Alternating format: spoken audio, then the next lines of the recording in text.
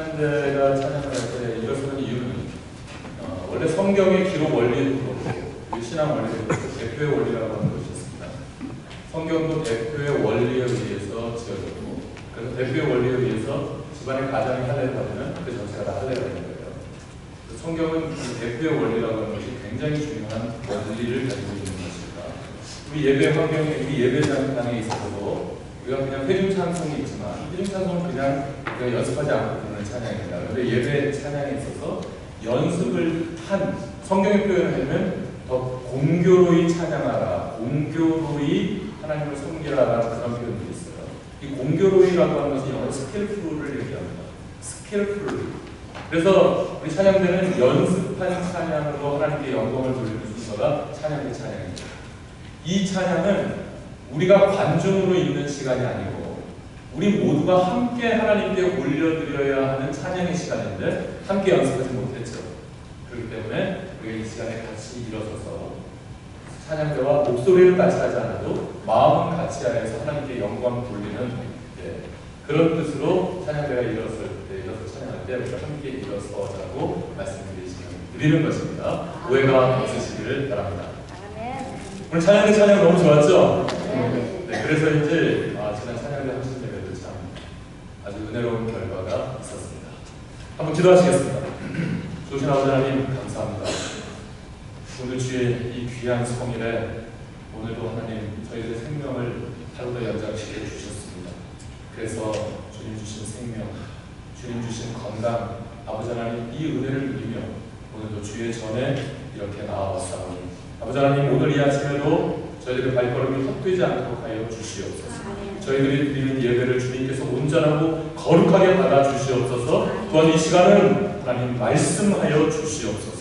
주의 말씀을 아멘으로 받는 시간 되게 하여 주시옵소서. 주의 말씀을 온전히 깨닫고 그냥 한 귀로 듣고 한 귀로 흘려버리고 잊어버리는 것이 아니라 주의 말씀을 받은 후에는 이 말씀 붙들고 세상으로 나아가 말씀 가운데 말씀으로 승리하는 삶을 살아갈 수 있는 저희들 되게 하여 주시옵소서. 아멘. 그래서 주님께 의지하옵고 예수 그리스도 이름으로 기도하옵나이다. 아멘. 자, 여러분 지난 8월 마지막 주일에 우리는 잘 사는 것이 무엇인지에 대해서 공부를 하였습니다. 잘 산다라고 하는 것은 돈이 많은 것이 아니고 관계가 좋은 것이다 말씀을 드렸죠. 그래서 사람들만의 관계가 좋은 것이고 그리고 하나님과의 관계가 좋은 것입니다. 이렇게 관계가 좋은 게 진짜 잘 사는 것입니다. 이게 성경적인 거예요, 여러분. 돈이 많은 게 잘 사는 게 아니에요. 성경에 보십시오. 주께 대하듯 사람들에게 대하기를 말씀하십니다. 주님 섬기듯 사람들을 섬길 것에 대해서 말씀하고 있어요. 이게 성경이고 성경의 정신은 늘 이웃 사랑이요 또한 하나님 사랑인 것입니다. 그러니까 우리가 이웃을 사랑하고 우리가 사람들 간의 관계를 잘 갖고 사랑으로 섬기고 용서하고 섬기면서 우리가 이웃 간의 좋은 관계를 유지하고 또한 하나님을 잘 섬겨서 하나님과의 좋은 관계를 유지한다면 이것이 바로 율법의 마침이며 이것이 우리가 온 율법을 지키는 것이며 정말로 이 세상에서 잘 사는 인생인 것이다. 네, 여러분 사실 늘 기억하시고 항상 관계에 승리하시고 관계를 잘 사시는 여러분들 되시기를 예수 그리스도의 이름으로 부탁드립니다. 자, 이제 오늘은 잘 사는 것에 이어서 오늘은 복에 대해서 생각을 해보려고 하는데요. 자, 이 복에 대해서 말씀을 증거하기 위해서 설교를 하다가 제가 세계 최초로 발견한 것이 하나 있습니다. 제가 세계 최초로 복에는 3단계가 있다는 사실을 발견하게 되었습니다. 앞에 보시는 화면을 보시면 복에는 3단계가 있는 것 같습니다. 그래서 첫째 단계는 설상가상의 단계이고 따라서 복의 제1단계 설상가상의 단계. 자, 복의 제2단계는 유명무실의 단계입니다. 시작. 유명무실의 단계. 그 다음에 복의 제3단계는 금상첨화예요. 시작. 금상첨화의 단계. 이렇게 해서 복에는 세 종류의 단계가 있는 것 같습니다. 여러분 이건 제가 세계 최초로 발견한 거예요. 오늘 잘 들으시고 어디 가셔서 저기 복에 세 단계가 있는 거 아냐고 어디 가서 좀 잘난 체 하셔도 됩니다. 자, 자, 먼저 첫 번째 단계인 설상가상의 단계란 무엇이냐면, 자, 돈이 없어요. 그런데 잘 살지 못하는 단계가 바로 설상가상의 단계입니다. 여러분, 돈이 없을 수는 있겠죠. 돈이 없는 게 죄겠어요? 돈이 없는 게 뭐 그렇게 큰 문제겠습니까? 가난할 수 있는 거죠. 그렇죠? 근데 잘 살지 못하는 거예요. 사람들과의 관계가 안 좋아요. 맨날 싸우고, 맨날 상처주고, 맨날 미워하고, 그리고 하나님과의 관계가 안 좋아요. 예배생활, 기도생활, 말씀생활. 이런 하나님과의 관계도 잘 맺지 못하는. 그러니까 관계도 안 좋고 경제적으로도 궁핍한 것이죠. 이런 단계를 저는 설상가상의 단계다라고 불려야겠습니다. 설상가상, 영어로 to make matters worse라고 하죠. 우리가 옛날에 영어 공부 한참 시작할 때 성문 종합영어 2 부정사편에 나왔던 그 수고 아니겠습니까? 이게 바로 설상가상의 단계이죠. 엎친 듯 덮친 것입니다. 그렇죠? 돈도 없는데 잘 살지 못해요. 그야말로 복이 아닌 것이죠. 두 번째 단계는 무엇이냐면, 따라가시죠. 유명무실의 단계. 유명무실의 단계. 여러분, 이 유명무실의 단계는 뭐냐면, 이제 좀 돈은 있어요. 경제적으로는 좀 여유가 있습니다. 하고 싶은 거 할 수 있고, 쓸만한 일에 돈을 쓸 수가 있는 정도가 되겠죠. 좀 더 여유가 있을 수도 있을 거예요. 자, 돈이 있습니다. 그런데 잘 살지는 못해요. 사람들과의 관계가 항상 불편해요. 아직도 미워하는 마음 해결하지 못하고 있어요. 자꾸만 상처를 주고 상처를 받았다라고 합니다. 그리고 경건의 생활이 엉망인 거예요. 이런 상태를, 이런 단계를 유명무실의 단계다라고 생각합니다. 그 다음에 목의 세 번째 단계는 무엇이냐면, 따라서 하시죠. 금상첨화의 단계. 금상첨화의. 여러분, 이 금상첨화의 단계는 무엇이냐면 정말 금상첨화죠. 돈도 많아요. 그런데 잘 살아요. 돈도 많아요. 그런데 사람들과 관계 좋아요. 보면 사람들을 사랑하고 용서하고 섬기는 모습이 얼마나 아름다운지 모릅니다. 그리고 하나님과의 관계가 얼마나 좋은지 몰라요. 말씀생활, 기도생활, 예배생활 얼마나 열심히 하는지 모릅니다. 이와 같은 단계를 복의 제3단계 금상첨화의 단계라고 분류하는 것입니다. 이쯤 되면 여러분 궁금증이 하나 생길 것 같은데, 그럼 돈은 없지만 잘 사는 사람들은 뭡니까? 라는 궁금증이 생기지 않으십니까? 여러분, 돈은 좀 없지만, 뭐 좀 가난하지만, 하지만 잘 사는 분들, 관계가 좋은 분들, 그런 분들은 어디에 속할까요? 몇 번에 속할까요? 몇 번째 단계에 속할까요? 3번, 2번, 두 분 나오고 있습니다. 자, 어떤 단계에 속할까요? 한번 2번 속을 2단계. 유명무실에 속한다. 그러면 금상첨화의 단계에 속한다. 생각보다 많죠. 3번이 많습니다. 자, 여러분, 경제적으로는 좀 궁핍하지만 인생을 잘 사시는 분들 많아요. 하나님과의 관계가 너무 아름답고 사람들을 잘 섬기는 그런 분들이 있습니다. 그런 분들은 어디에 속할까요? 유명무실의 단계에 속하지는 않습니다. 최소한 그런 단계는 제2단계와 제3단계 사이에 있거나 아니면 제3단계, 금상첨화의 단계에 있습니다. 왜냐면 여러분, 돈을 잘 벌 수도 있는데 하나님 앞에 서원한 것이 있고 헌신하는 것이 있습니다. 그래서 하나님께 헌신을 하다 보면 하나님 기뻐하시는 일을 위해서, 하나님 소원 풀어드리는 일을 위해서, 하나님께 영광 돌리는 삶을 살기 위해서 경제적인 것들을 잘 사실 감당하지 못하는 분들도 많이 있습니다. 그런 분들은 능력이 없어서 가난하다기보다는 하나님의 영광을 위해서 가난하다고 봐야 되겠죠. 그런 정도가 되는 분이라면 그런 분들은 당연히 복의 제3단계인 금상첨화의 단계에 속할 것입니다. 아무쪼록 오늘 이 아침 저는 여러분들 모두가 바로 복의 제3단계인 금상첨화 단계의 복을 받으시기를 예수 그리스도 이름으로 축원합니다. 여러분, 이 금상첨화의 단계 정말 복입니다. 생각해보세요. 사람들과의 관계가 좋아요. 사람들을 잘 섬겨요. 사람들을 사랑합니다. 그리고 하나님을 사랑해요. 하나님을 열심히 섬깁니다. 하나님께 충성하는 이런 사람이 돈도 많다면 그 돈을 헛된 데 쓰겠습니까, 여러분? 그렇게 경건한 사람이 복이 많으면 여러분 그 돈 하나님이 기뻐하시는 일에 쓰겠죠. 하나님 소원 풀어드릴 만한 일에 쓰겠죠. 그러니까 정말 이 금상첨화 단계는 정말 최고의 단계라 생각합니다. 바로 여러분들이 이와 같은 금상첨화의 단계 이 안에서 인생을 살아가시기를 예수 그리스도 이름으로 다시 한번 축복합니다. 자, 여러분 2000년 전에 예수께서도 저처럼 복에 대해서 설교를 하셨습니다. 8가지 복에 대해서 설교를 하셨어요. 그래서 우리는 이 설교를 팔복이라고 말하는 것이고요. 그리고 이 복을 말씀하셨던 장소가 산이었습니다. 그래서 그 전체 장소, 전체 그 설교를 산상설교다 혹은 산상수훈이다라고 말하는 것이고, 그 산상설교 중에서 제일 첫 부분, 제일 앞에 부분에서 하셨던 말씀이 바로 팔복설교인데요.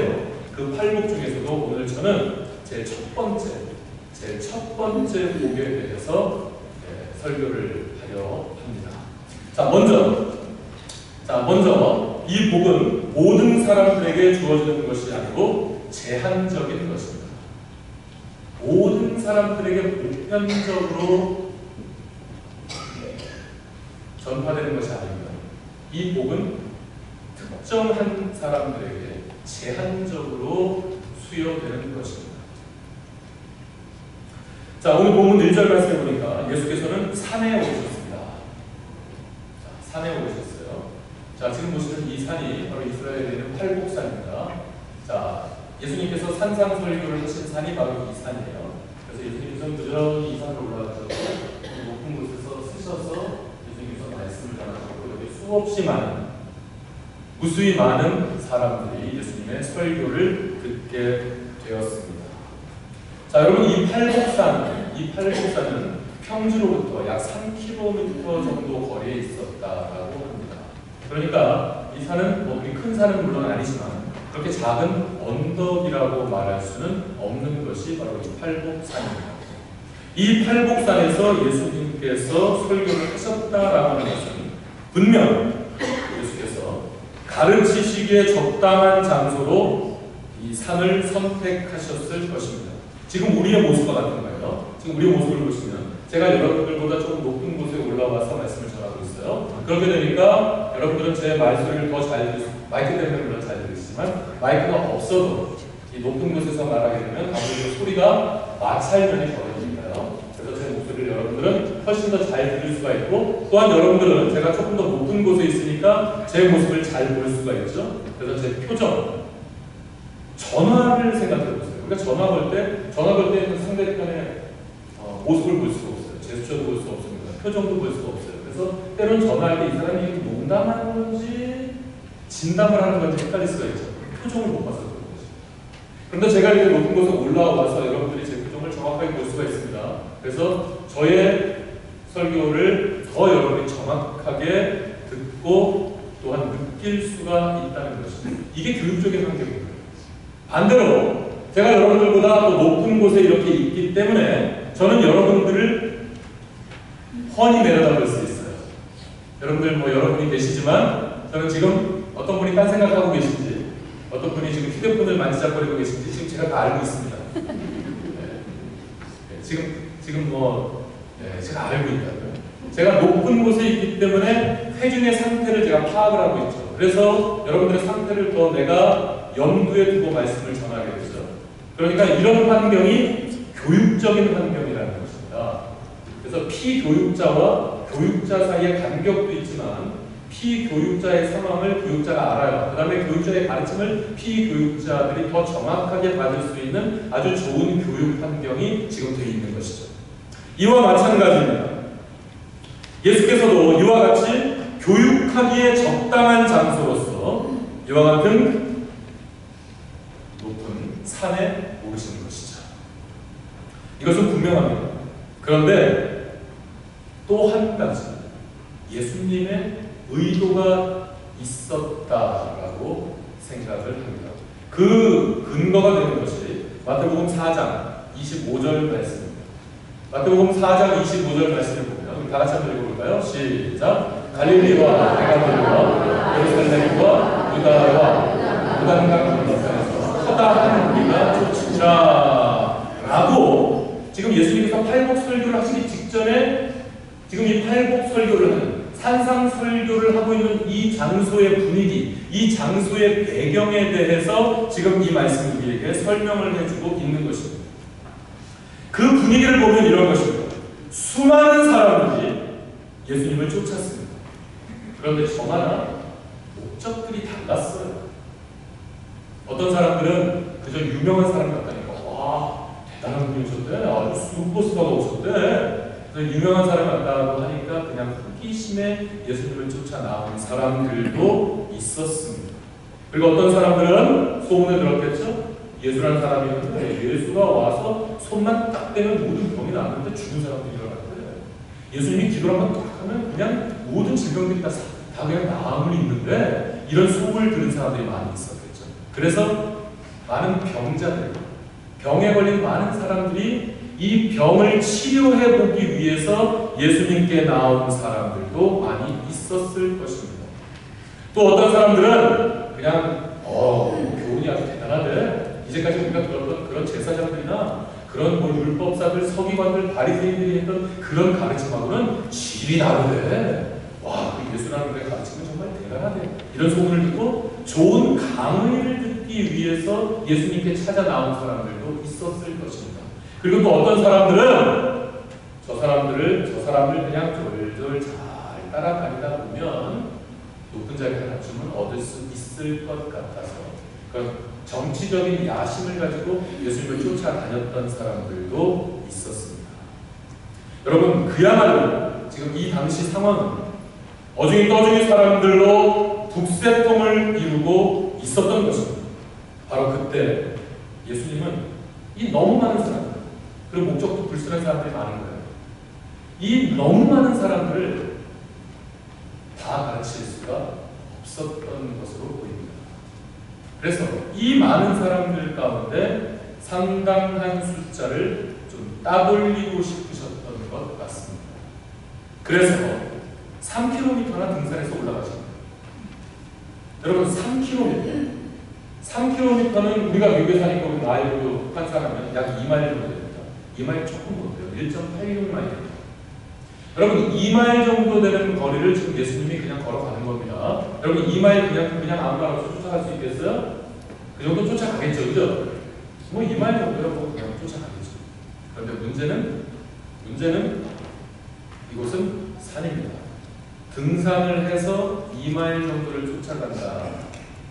여러분, 이거 쉬운 일이 아니죠? 2마일을 등산해서 쫓아간다. 그냥 예수님이 그냥 걸어가는 거예요. 그냥 계속 걸어가는 거예요. 뭔 일이 있을 줄 알았어요. 뭔가 가르침이 있을 줄 알았어요. 근데 예수님이 그냥 걸어가시는 거예요. 쫓아가다 보니 많은 사람들이 피곤해! 하고 중간에 탈락, 포기하고 돌아간 사람들이 있을 겁니다. 2마일을 걸어 올라가다 보니까 아이고 목말라! 하고 포기하고 중간에 돌아간 사람들이 있을 거예요. 아이고 다리 아파! 아이고 무릎이야! 하면서 그냥 포기하고 중도 탈락하고 돌아가는 사람들이 많이 있었을 것입니다. 그러나 반대로 많은 사람들이 끝까지 남아서 예수님을 쫓아 올라갔습니다. 그래서 이 기가 막힌 예수님의 팔복 설교를 듣게 되는 복을 얻게 된 것입니다. 이렇게 팔복 설교를 듣게 된 사람들은 모든 사람이 듣게 된 게 아니에요. 끝까지 남은 사람들이죠. 끝까지 견딘 사람들이죠.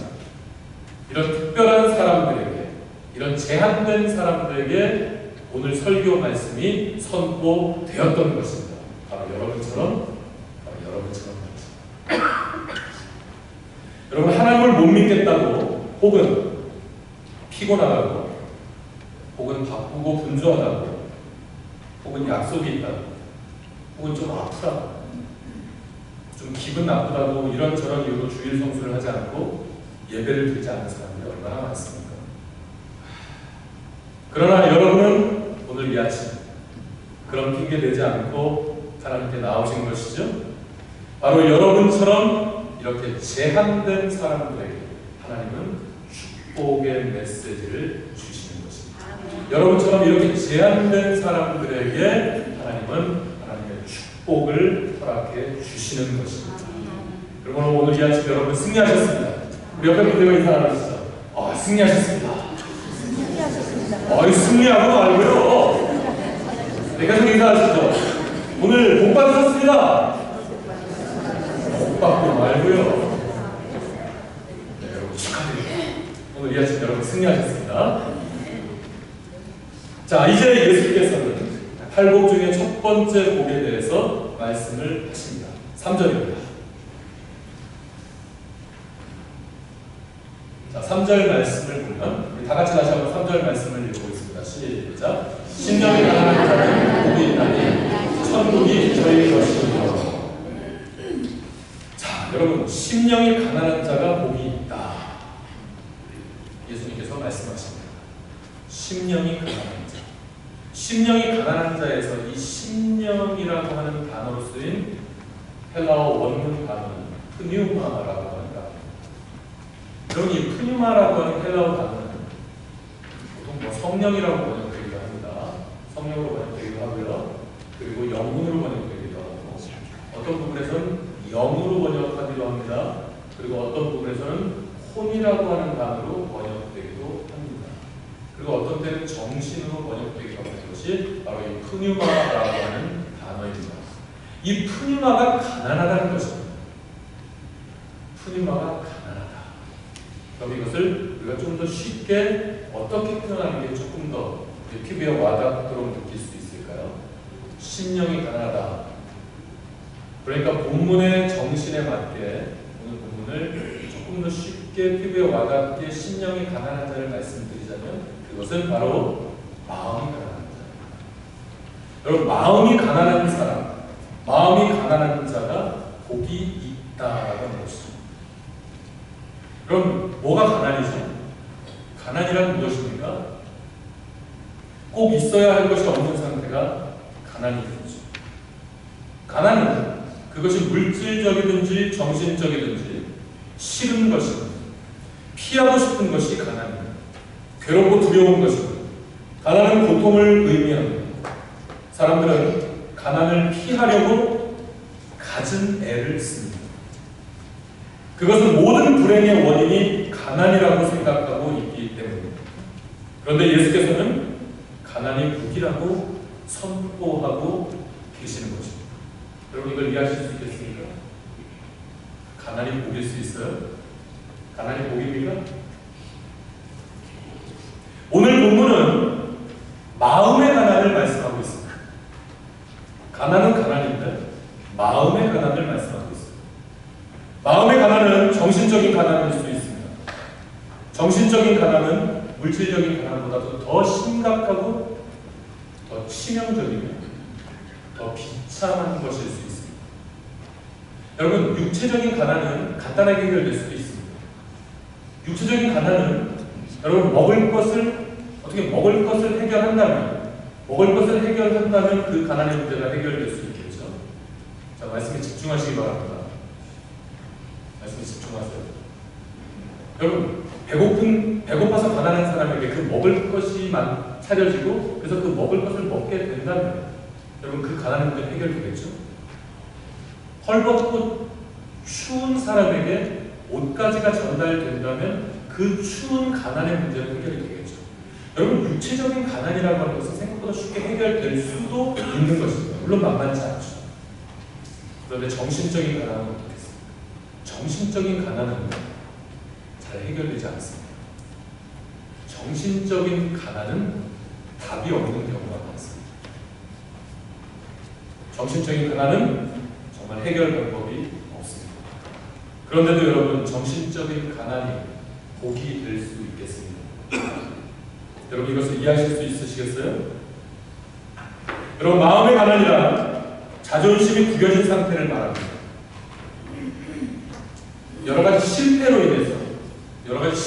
인해서 자존심이 구겨진 거죠. 그리고 인간관계를 또 실패했어요. 그래서 배신감을 느끼게 되는 거죠. 또 여러 가지 마음의 상처를 입었어요. 그래서 여러 가지 정말로 괴롭고 번민 가운데 있는 그런 마음. 여러분 이런 마음, 이런 상처 입은 심령, 심령, 이런 상한 심령을 우리는 마음이 가난한 것이다 라고 말할 수가 있는 것입니다. 여러분, 이렇게 가난이나 실패, 범죄, 실수 등으로 인해서 인간의 정신이 피폐해진 상태를 가난이라고 하는 것인데, 이것을 마음이 가난하다고 하는 것입니다. 이런 마음의 가난이 어떻게 복된 것일 수 있을까요? 그래서 저는 이 말씀을 더 정확하게 해석하기 위해서 오늘 이 본문 말씀, 지금 보고 계신 심령이 가난한 자를 보게 되는 천국이 저희 것입니다. 이 짧은 말씀을 헬라어 원문으로 찾아보았습니다. 헬라어 원문으로 찾아서 헬라어의 원문적인 문법과 원문적인 정확한 번역을 한번 해보았어요. 그랬더니 이 번역이 뭐 나쁜 번역이라기보다 아주 정확한 번역은 아닙니다. 그래서 헬라어를 보고 제 나름대로 최선을 다해서 정확한 원문적인 뜻을 살려서 번역을 해보았더니 이렇게 되더라고요. 복되도다 마음이 가난한 사람들이, 왜냐하면 천국이 그들에게 주어질 것이기 때문이다. 이렇게 번역해요. 그럼 우리 성경에는 왜냐하면이라고 하는 전치사, 왜냐하면이라는 전치사는 거의 번역되지 않았습니다. 우리 성경을 보세요. 왜냐하면이라는 단어를 찾아보신 일이 있으십니까? 아마 거의 없으실 거예요. 그렇죠?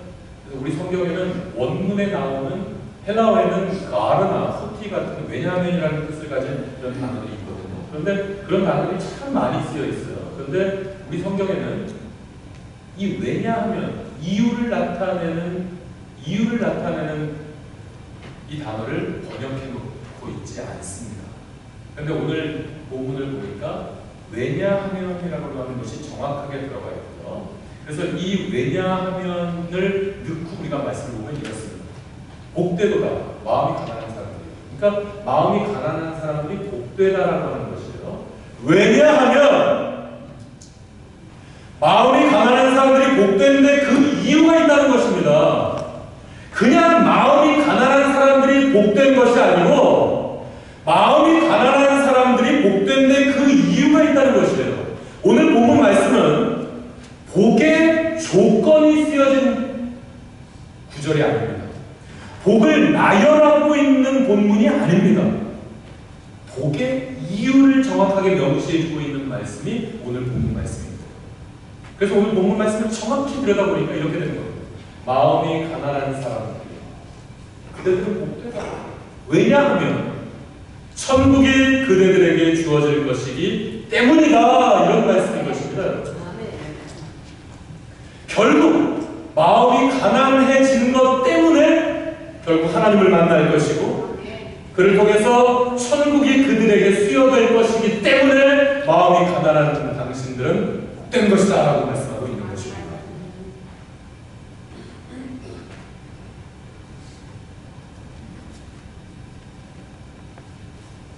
왜 당신들 같이 마음이 가난하고 상처 입은 사람들이 복되냐면, 힘들어서 그리고 고통스러워서 예수 그리스도를 찾았고 결국 예수 그리스도를 인하여 천국이 주어지기 때문이다 라고 예수님께서 말씀하고 계신 장면인 것입니다.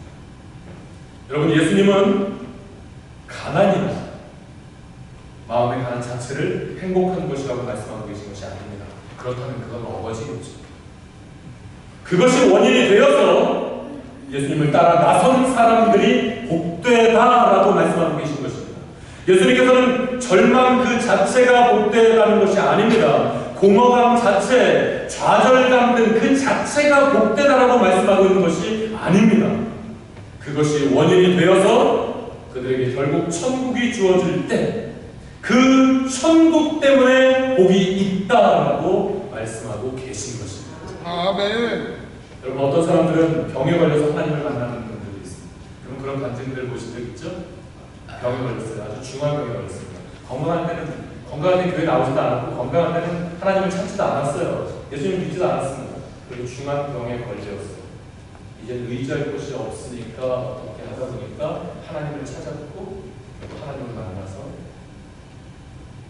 하나님의 자녀가 되는, 성도가 되는 그런 일들이 흔치 않게 인생 가운데 일어나고 있죠. 그럼 어떤 사람들은 사업을 많이 했어요? 사업이 잘 될 때는 바쁘고 분주했어요. 접대해야 되고 아주 바빴죠. 교회 나올 시간도 없었어요. 근데 사업을 망해버렸어요. 이런 절망을 경험하고 나니까 그 절망 속에서 방황하다가 하나님을 만나는 그런 분들도 있습니다. 이 땅 가면서 아주 중한 마음의 상처를 입게 된 사람, 마음의 상처를 입어요. 아주 깊은 마음의 상처를 입고 나서 의지할 곳이 없는 거예요.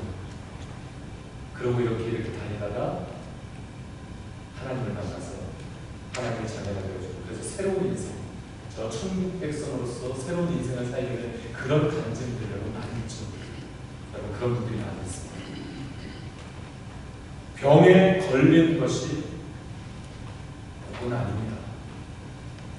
사업이 안 되고 사업에 망한 것이 복은 아닙니다. 여러분 마음 가운데 깊은 상처를 받은 것이 복은 아닙니다. 그러나 그것으로 인해서 하나님께 매달리고 하나님을 찾고 하나님을 만나서 예수 그리스도를 영접해서 하나님의 자녀되고 구원을 받고 저 천국을 소유하게 된다면 여러분 바로 이것이 복이라고 하는 사실을 믿으시기 바랍니다. 아멘. 오늘 본문 말씀은 복의 조건을 말씀하고 있는 것이 아닙니다. 복의 이유, 즉 마음이 가난한 자들이 복된 이유를 말씀하고 있는 것입니다. 마음이 가난한 자들이 복된 이유는 결국 천국을 소유하게 되기 때문인 것입니다. 아멘. 자, 지구촌에서 가장 유명했던 가수 엘비스 프레슬리를 여러분 기억하시죠? 자, 여러분 이 엘비스 프레슬리가 교회에서 찬양 대원이었다고 하는 사실 알고 계십니까? 엘비스 프레슬리 저런 동네에 저런 예배실 저런 자리에 앉아서 예배를 지고 있었습니다. 여러분 엘비스 프레슬리는 이렇게 찬양 대원으로 봉사하면서 그의 재능을 키웠고 그래서 결국 가수가 되었으며 결국 세계 최고의 유명 가수가 되었습니다. 그는 중얼거리듯이 노래하는 게 있어요. R&B라고 하죠. R&B 창법. 이 중얼거리는 R&B 창법으로 무장한 백인 최초의 가수였고요. 그래서 성공할 만큼 성공했고 전 세계적인 인기를 얻게 됐죠. 요즘도 엘비스 프레슬리 무슨 경연대가 요즘도 있더라고요. 대단한 성공을 거두었습니다. 1977년 갑작스런 심장마비로 사망했을 당시 남겨진 그의 재산은 10억이 아니고 10억 달러였습니다. 그 당시 돈 10억 달러는 어마어마한 거죠. 지금하고는 많이 다르겠죠. 그는 원래 찬양대원이었어요. 그런데 대중음악의 왕좌에 오른 후 탐식과 탐욕과 탐색과 마약 등의 육체적 쾌락에 집중하게 되었고요. 비만증 치료제를 미시해서 불면증을 해결하기 위해서 수면제를 먹었어야 했어요. 수면제를 먹고 잠을 드니까 잠에서 깨지를 못하는 거예요. 그래서 잠에 깨기 위해서 또 각성제를 먹었어야 했습니다. 그리고 습관적으로 마약을 복용하였어요. 그는 한때 6개월 동안 8개월 동안 9,000개의 알약을 먹다가 제가 산수를 해봤어요. 하도 시간이 많아서 제가 산수를 했더니 그렇게 되면 제가 계산을 해본 결과 하루에 약 40알에 하루에 40개의 알약을 먹었다는 계산이 나오더라고요. 요즘 제가 여러분이 생각하는 것보다 제가 굉장히 스윗한 남편이거든요. 여러분이 무엇을 예상하시는지, 여러분이 무엇을 추측하시는지 여러분의 예상보다 저는 훨씬 더 스윗한 사람입니다. 나중에 제 아내는 제 아내가 좀 이렇게 건강이 좀 부실해지는 것 같아서 제가 요즘 제 아내한테 바이러민 C하고 오메가3, 피쉬 오일 그리고 또 하나 있는데 뭐 3개를 제가 이렇게 저녁 때 밥을 먹을 때 제가 챙겨 먹입니다. 강제로 먹는 먹입니다. 좀 먹고, 좀 먹고. 그래서 이렇게 알약으로 3개를 약이 맞나? 예, 하여튼 요걸 이렇게 먹이거든요. 근데 제 아내가 약을 잘 못 먹어요. 그래서 먼저 딱 바이러민 C를 하나 딱 잡고 심호흡해요. 심호흡을 딱 틀어놓고 물을 불컥 마셔서 그다음에 이제 오메가3를 또 하나 먹고 또 다시 심호흡해요. 아 이거 삼킬에다가 숨막히 죽으면 어떡하지? 그런 공부가 있나 보네. 그래서 알약을 이렇게 탁 놓고 물을 팍팍 마셔요. 그다음에 또 하나 뭐가 있어요. 뭐 하나 있는데 그걸 떠서 뭘 마시고 나서는 약 3개를 먹기 위해서 물을 너무 많이 마시는 거예요. 배가 불러서 나머지 밥을 못 먹어요. 배가 불러. 그래서 제가 가만히 생각해보니까 이런 몸에 좋은 거를 많이 이런 피를 좀 많이 먹여야 되구나. 그러면 아주 자연스럽게 다이어트가 되겠구나. 제가 그런 생각을 지금 하고 있습니다. 여러분 엘비스 프레슬리가 하루에 40개의 알약을 먹었다. 와, 이거 상상이 가지 않았습니다. 40개의 알약을 먹으면 물을 얼마나 마셔야 돼? 40알이 다 먹어가죠. 그렇게 알약과 물을 먹게 되면은 밥을 먹을 수 있을까? 40개의 알약을 이게 여러분 지금 저기 있는 저 사람은 건강을 위해서 그냥 챙겨 먹는 거야. 안 먹어도 그만이에요. 근데 지금 제가 말씀드린 이 40개의 알약은 반드시 이 40개의 알약을 먹어야지만 엘비스 프레슬리가 생활할 수 있었어요. 건강을 위해서 먹는 건강 보조식품이 아닙니다. 엘비스 프레슬리는 그런 인생을 살아가다가 결국 42세의 젊은 나이에 자신의 저택 화장실에서 급성 심장마비로 죽었습니다. 여러분 엘비스 프레슬리가 음악적으로 한 사람의 가수로서는 대단히 성공한 사람이라 말할 수 있을 것입니다. 그런데 우리가 영적인 시각으로 영적인 안목으로 봤을 때 엘비스 프레슬리는 정말 복된 인생을 살다 간 사람일까요?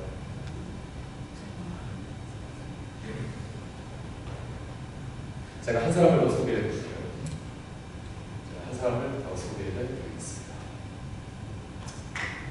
이 사람의 이름은 후쿠시게 다카시라고 하는 사람입니다. 제가 우리 교회 도서관에서도 이 책을 본 것 같습니다. 박근혜 집사님, 우리 교회 도서관에도 이 책이 있죠. 후쿠시게 다카시 이거. 예, 우리 교회에서도 제가 이 책을 본 것 같아요. 여러분 예배 후에 내려가셔서 이 책을 한번 보시기 바랍니다. 예, 이 책을 한번 보시기를 꼭 권해드립니다. 후쿠시게 다카시라고 하는 사람은 어떤 사람이냐면 일본과 세계 반도체 산업에 있어서 아주 대단히 성공한 대단한 명성을 가지고 있던 공학자입니다. 자, 쉽게 설명해서요. 한번 책을 보시죠. 정말 은혜롭고 좋습니다. 10년 전에 이 책이 한 10년 전쯤 나왔을 거예요. 쉽게 설명하면 이런 거예요. 여러분 우리는 옛날에 브라운관 TV를 봤잖아요. TV가 이렇게 이만큼 있었어요. 무겁죠. TV를 한번 들었다 놓으면은 와이스에 운동이 됩니다. 그럼 무거운 TV를 봤었어요. 두꺼웠었어요. 그래서 브라운관 TV를 봤죠. 근데 요즘은 브라운관 TV 보시는 분들 거의 안 계십니다. 지금 여러분들 어떤 TV 보세요? LCD, 최선 LCD 패널로 된 얇은 TV를 보시죠?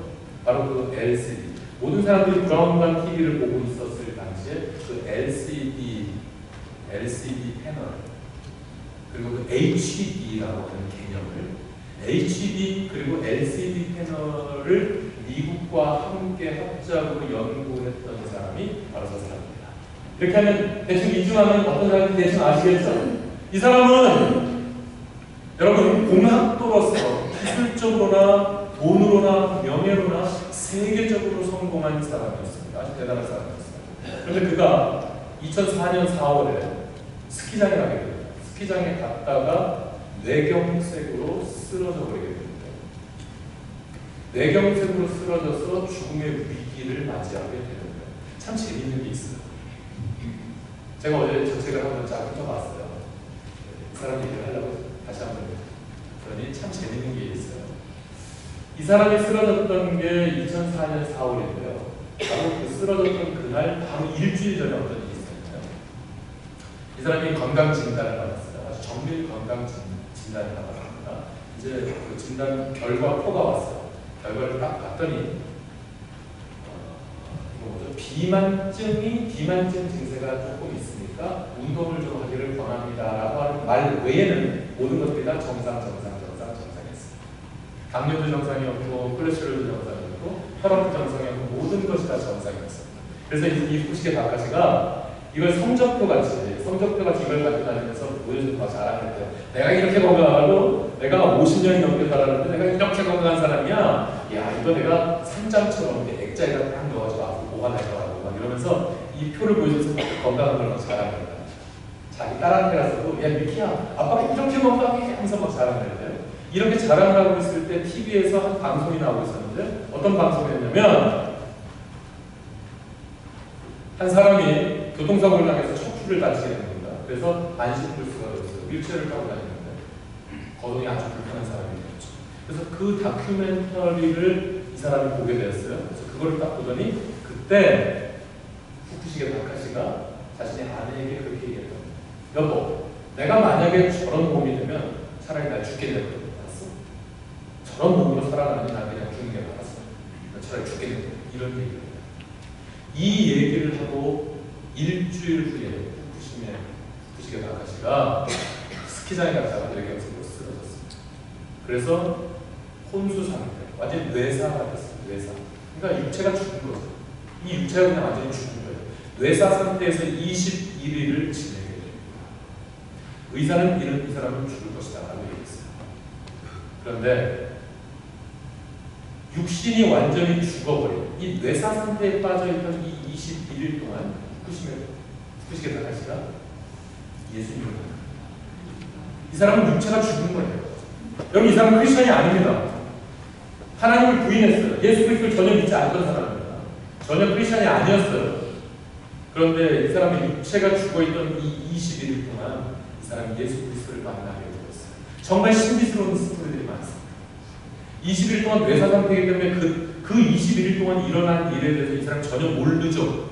어떤 일이 있었는지 모르겠죠. 죽었으니까 20일 동안 죽어있던 거잖아요. 근데 신기한 게 이 사람이 20일 동안 어떤 일이 있었는지 사람들이 어떤 대화를 나눴는지 어떤 일들이 벌어졌는지를 이 사람이 깨어난 후에 그걸 다 알고 있는 거죠. 정말 신기한 일이죠. 여러분 이 사람은 완전히 육체가 죽은 상태에서 예수 그리스도를 만나게 되었고요. 그래서 그 죽음으로부터 깨어난 후에 완전한 하나님의 사람이 되었습니다.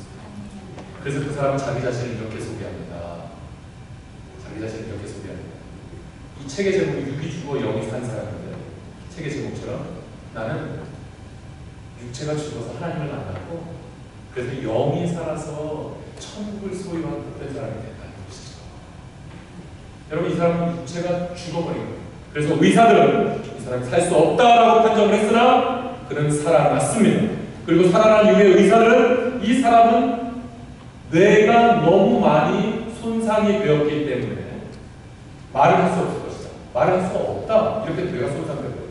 단어 하나 정도는 말할 수 있지만 이 단어와 단어를 합쳐서 조합해서 문장을 만들어낼 수는 없다라고 판정을 했으나 이 사람은 살아난 이후에 말을 지금 잘하고 지금은 전 세계를 돌아다니며 지금도 살아서 역사하시는 우리 하나님 아버지를 증거하고 있습니다. 전 세계를 돌아다니면서 무엇이 하나님 앞에 선한 일인지 무엇이 하나님께서 기뻐하시는 일인지에 대한 그의 영적인 통찰력을 가지고 간증을 하고 설교를 하며 돌아다니고 있습니다. 그래서 전 세계의 그의 간증을 들은 모든 사람들이 목사들이 포함한 모든 사람들이 그의 그 메시지 앞에 많은 깨달음을 받고 정말로 많은 도전을 받는 그런 삶을 지금 살아가고 있습니다. 그는 육체가 죽은 것입니다. 육체가 죽어서 마음이 가난해진 거죠. 그때 하나님을 만나고 육체가 가난해서 하나님께서는 그를 만나신 후에 그를 온전한 믿음의 사람으로 세워주셨고 결국 천국을 소유합니다. 천국 백성, 저 천국의 복을 허락하여 주신 것입니다. 오늘 본문의 말씀처럼 마음이 가난한 자는 심령이 가난한 자는 보이나니 천국이 저희 것입니다. 후쿠시게 다카시가 바로 그렇게 마음이 가난해졌을 때 하나님께서는 그에게 천국의 복을 허락하여 주셔서 정말로 복된 사람으로 지금도 사용하고 계십니다. 말씀을 맺겠습니다. 사랑하는 성도 여러분, 가난해서 병 걸려서 마음에 상처받아서 절망감이 몰려와서 마음이 가난할 때 여러분 이렇게 마음이 가난할 때 여러분 그때가 우리에게는 기회라는 사실을 믿으시기 바랍니다. 아멘. 세상 사람들은 이렇게 마음이 가난해질 때 절망하고 말겠죠. 그러나 여러분 우리들에게는 이때가 기회가 되는 것입니다. 이때가 기회가 되는 것입니다. 바로 이때 하나님을 찾으시기 바랍니다. 하나님께 매달리시기 바랍니다. 하나님을 만나시기 바랍니다. 그럴 때 여러분은 마음이 가난해서 천국을 소유하게 되는 복을 받게 될 것입니다. 아멘. 여러분 가운데 이미 이 복을 받으신 분들이 많이 계시죠? 이미 구원의 기쁨을, 이미 저 천국의 기쁨을 누리시는 분들도 많이 계시죠? 그런 분들도 마찬가지입니다. 마음이 가난해서 괴로울 때 여러분 앞으로 이제 어떻게 하시겠어요? 노래방으로 쫓아가시겠어요? 그래서 노래방으로 달려가서 그냥 근심을 털어놓고 다 함께 차차차를 부르시겠습니까? 노래방을 달려가서 그냥 근심 걱정 그냥 패대기 쳐버리고 그냥 노래나 불러 제껴버리고 그냥 잊어버리시겠어요? 여러분 가운데 마음이 가난함이 몰려왔을 때 여러분 어떻게 하시겠어요? 그냥 술잔이나 비우시겠습니까? 여러분 어떻게 하시겠습니까? 이제 여러분은 마음이 가난할 때 세상 사람들과 같이 그렇게 절망하지 마시고 세상 사람들처럼 이제가 끝난 것처럼 그렇게 포기하지 마시고 여러분 마음이 가난해질 때 바로 그때가 기회라는 사실을 믿으시기 바랍니다. 우리는 그때 새로운 기회가 열리는 거예요. 세상 사람들은 그때 절망하죠. 그러나 우리는 그때가 새로운 기회를 맞이하는 순간이며 바로 그때 마음이 가난해질 때 하나님을 찾으시기 바랍니다. 아멘. 하나님께 매달리시기 바랍니다. 하나님만 의지하시기 바랍니다. 그럴 때 하나님께서는 천국을 허락하실 것이며 여러분이 계신 그 고통과 그 원망의 자리를 천국으로 바꾸어 주실 것입니다. 아멘. 그래서 우리가 이렇게 찬양하는 거 아니겠습니까? 내 주 예수 모신 곳이